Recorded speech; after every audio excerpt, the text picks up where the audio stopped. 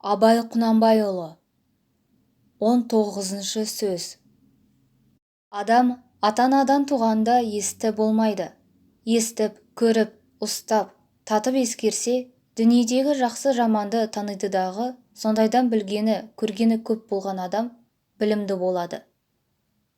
Естілердің айтқан сөздерін ескеріп жүрген кісі өзі де есті болады. Әрбір естілік жеке өзі іске жарамайды.